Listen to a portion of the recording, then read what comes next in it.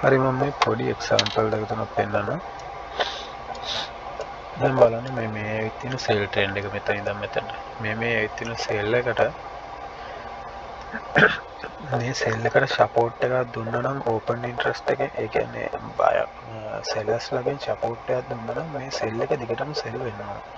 දැන් මෙතනදී මේ ඕපන් ඉන්ට්‍රස්ට් එක ඩවුන් වෙලා කියන්නේ සෙලර්ස්ලාගෙන් සපෝට් එකක් හම්බෙලා නැහැ.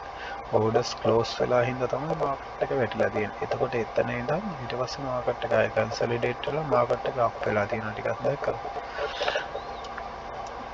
ඊට පස්සේ ආපහු මේ හරිය බලන්න. මේ මෙතන සෙල් එකක් තියෙනවා. මේ සෙල් එක වුණත් මේ මාකට් එක සෙල් වෙලා ඕපන් ඉන්ට්‍රස්ට් එකත් ටිකක් කන්සොලිඩේට් වෙයි. සෙල් එක ඩවුන් තමයි ඕපන් ඉන්ට්‍රස්ට් එක අඩු වෙලා එන්නේ නේද? ඕපන් ඉන්ට්‍රස්ට් එක අඩු වෙලා මාකට් එක දිගටම සෙල් වෙලා නැහැ.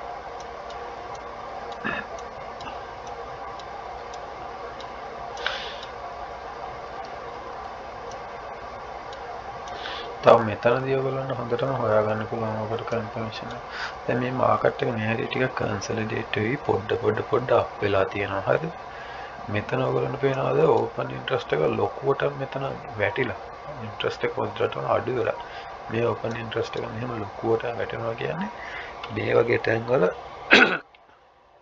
බයර්ස්ලා ගොඩාක් ලික්විඩේට් වෙනවා. දැන් මෙතනින් බයර්ස්ලා ගොඩාක් ලික්විඩේට් වෙලා තියෙනවා මේ හරියෙන් බයි ඕඩර්ස් අරගෙන හිටපු අය මේ හරියෙන් බයි ඕඩර්ස් අරගෙන SL මේ හරියෙන් දාගෙන ඉඳලා තියෙනවා ගොඩාක් අය මේකේ බයි එකේ එල්ලලා හරිද.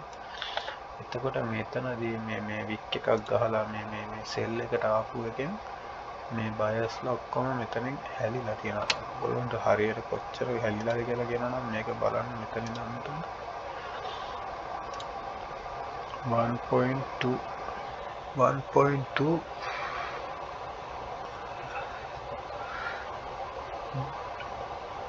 383 millions කියන්නේ මේක මේ මිලියන්ස් වලින්නේ මිලියන් කීයක් මෙතන ලික්විඩේට් වෙලාද මේ කියන්නේ මේක 4.7 millions 4.7 million මේ කැන්ඩල් දෙක තුනේ ලික්විඩේට් වෙලා තියෙනවා මේක මෙතනදී. එතකොට ඊට පස්සේ ඒ ලික්විඩේට් වෙච්ච එක තමයි මේ මාකට් එක දිගටම මේ හරිය සෙල් එකක් කියලා තියෙන ඊට පස්සේ.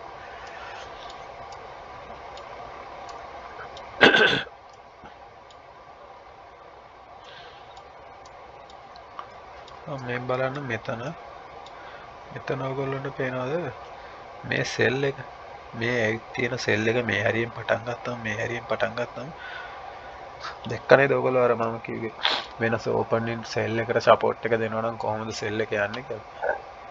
සෝයි දැන් මෙන්න මේ පළවෙනි කැන්ඩල් එක බලන්න මේ සෙල් වෙච්ච පළවෙනි කැන්ඩල් එක කෙලින් මේ හරිය තියෙනවා. මාකට් එක සෙල් ඕපන් ඉන්ට්‍රස්ට් එක අප් මාකට් එක සෙල් ඕපන් ඉන්ට්‍රස්ට් එක අප් මෙහෙම මාකට් එක සෙල් වෙලා ඕපන් ඉන්ට්‍රස්ට් එක අප් වෙලා. ඒ කියන්නේ මේක හරියට හිතා ගන්න පුළුවන් අපිට මේක තව ඩවුන් වෙනවා. මේ හරියට මේ සෙල් කරලා තියෙන්නේ මාකට් එක. සෙලර්ස්ලා ඇවිල්ලා තියෙන්නේ මේ හරියට අලුතෙන් මාකට් එක. ඒ හින්දා තමයි මෙහෙම මාකට් එක මෙතනට වෙනකන් ඇවිල්ලා තියෙන්නේ. මේ හරියට එනකම්ම සෙලර්ස්ලා මාකට් එකට ඇවිල්ලා තියෙනවා. ඊට පස්සේ මේ හරියේදී මාකට් එක පොඩ්ඩක් මෙතනින් බයස්ලා මේ බයස්ලා පහු මාකට් එකට ඇවිල්ලා තියෙනවා මෙතනින්. බයස්ලා මාකට් එකට අලුතෙන් ආපු හින්දා තමයි ඕපන් ඉන්ට්‍රස්ට් එක මේ බයි එක වැඩි වෙනත් එක්ක බයි එකේ ඕපන් ඉන්ට්‍රස්ට් එකත් වැඩි. මේ හරිය දැන් මෙතනින් බයි එක බලලා ඉවරලා ඕපන් ඉන්ට්‍රස්ට් එක වැඩි කියලා මේ හරියෙන් කවුරු හරි ගත්තා නම් මේකත් මෙතනට වෙනකම්ම බයි. මේක ගොඩක් වෙලස්ලා තමයි කරන්නේ.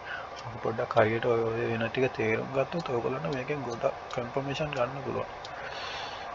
මේ බයි ට්‍රෙන්ඩ් එක බලමු. මේ තියෙනවා මෙතන සාමාන්‍ය බයි එකක් තියෙනවා. ඒ බයි ට්‍රෙන්ඩ් එකට මේ හරියෙන් පටන් ගත්තම මේ බයි එකට එන්න ඉන්ට්‍රස්ට් එක වැඩි වෙලානේ. මේ ඉන්ට්‍රස්ට් එක වැඩි වෙලා දිගටම බයි එක අප් ඕපන් ඉන්ට්‍රස්ට් එක අප් බයි එක අප් ඕපන් ඉන්ට්‍රස්ට් එක අප්. ඒ කියන්නේ ස්ට්‍රෝං බයි එකක්. දැක්කනේ මේ බයි එක මෙතන ඉඳන් මෙතනටම ඇදලා තියෙනවා. ඒක තමයි කියන්නේ.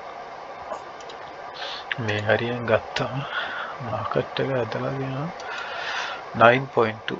කොහොමද මේ බයි එක අල්ලගත්තා ලෙවරේජ් එක 10ක් දාලා තිබුණා නම් 100යි. ලෙවරේජ් එක 20ක් දාලා තිබුණා නම් 200. 200ක percentage එකකින් වගේ එක ප්‍රොෆිට් එකක් ගන්න පුළුවන්.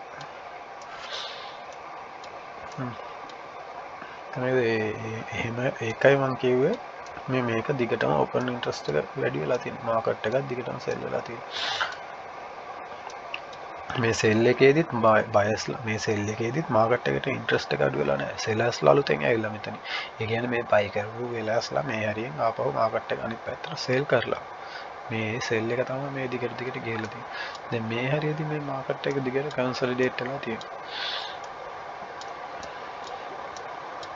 ඔන්න ඔහොම සීන් ටිකක් තියෙනවා ඕකේ පොඩ්ඩක් ඕගොල්ලෝ මාකට් එක ටෙස්ට් කරලා බලන්න එතකොට ඔය වගේ ගොඩක් තැන් හොයාගන්න පුළුවන්